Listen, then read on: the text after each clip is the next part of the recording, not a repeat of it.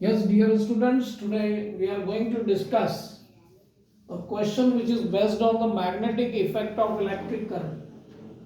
Two identical coils P and Q, each of radius r, lying in perpendicular planes such that they have a common center.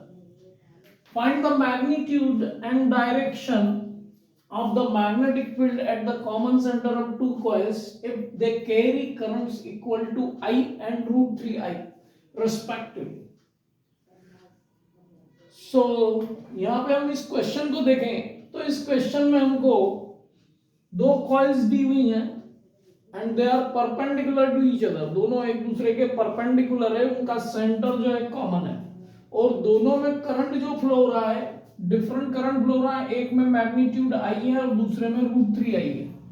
अब हमको इस centre पर magnetic field determine करना है। तो magnetic field determine करने के लिए हमारे को फार्मूला पता है mu naught I upon 2r, ये इसका फार्मूला है। यहाँ पे n नंबर ऑफ टर्न्स जो है नहीं लिया है हमने क्योंकि यहाँ only one coil is there और वन कॉइल इज देयर, तो मैग्नेटिक फील्ड को हम जो डिटरमाइन कर रहे हैं mu naught I upon 2r, तो हम एक कॉइल के लिए bp अज्यूम कर लेते हैं और दूसरे के लिए bq अज्यूम कर लेंगे। तो यहाँ mu naught I upon 2r और दूसरे का आ रहा है आपका bq which is equal to mu not root 3i upon 2r। अब यहाँ पर देखें तो एक की मैग्नेटिक फील्ड की डायरेक्शन और दूसरे की मैग्नेटिक फील्ड की डायरेक्शन दोनों एक दूसरे के परपेंडिकुलर होगी, है ना। तो यहाँ पर हम देखें तो मैग्नेटिक फील्ड जो है इसका मैग्नेटिक फील्ड करंट जो फ्लो हो रहा है इस टाइप से हम करंट अज्यूम कर लें तो मैग्नेटिक फील्ड की डायरेक्शन हम डिटरमाइन कर सकते हैं। हम इसको देखें तो इस टाइप से करंट फ्लो हो रहा है तो मैग्नेटिक फील्ड जो होगा दोनों का, एक का आपका BP होगा और दूसरे का BQ होगा, दोनों एक दूसरे के परपेंडिकुलर होंगे। अब जब दोनों परपेंडिकुलर होंगे तो इनका रिजल्टेंट क्या होगा, तो रिजल्टेंट कैलकुलेट करने के लिए हम यहाँ पर देखें तो ये आपका मैग्नेटिक फील्ड का रिजल्टेंट ये होगा क्योंकि दोनों एक दूसरे के परपेंडिकुलर है। तो according to law of parallelogram हमको ये मिलता है resultant B is equal to BP square plus BQ square plus 2 times BQ square plus 2 times BP into BQ cos phi. इस एंगल को हम यदि फाई ले लें तो यहाँ पे cos फाई ये एंगल इनके बीच में, दोनों के बीच में जो एंगल बन रहा है that is theta, cos theta. और cos थीटा की वैल्यू यदि हम लेंगे 90 डिग्री तो ये वैल्यू आपकी हो जाती है 0। तो यहाँ पर हम देखें, थोड़ा सा मैं इसको क्लियर कर दूं, cos theta the angle between this is 90 degree, तो 90 डिग्री cos 90 ये पूरी टर्म आपकी 0 होती। तो अल्टीमेटली जो रिजल्टेंट मिल रहा है हमको that will be BP square plus BQ square.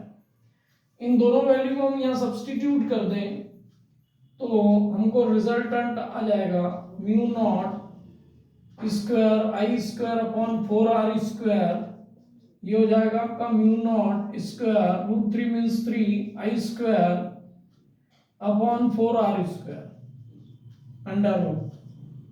तो इसका कैलकुलेशन देखें तो mu naught is common, I is also common, 4r square that we can also take common, तो 2r 4r स्क्वायर 2r, तो यहाँ पे 1 अपॉन 1 हो गया।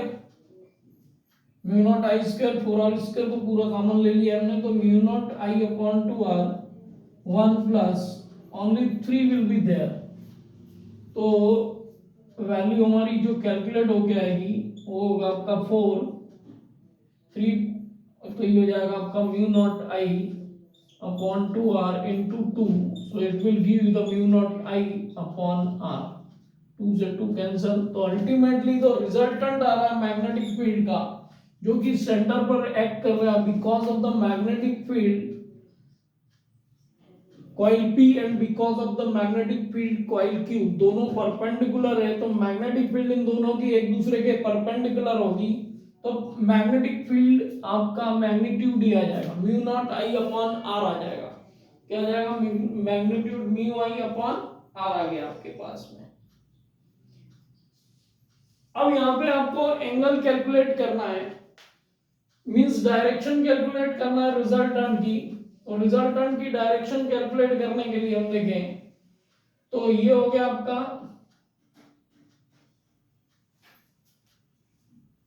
n5,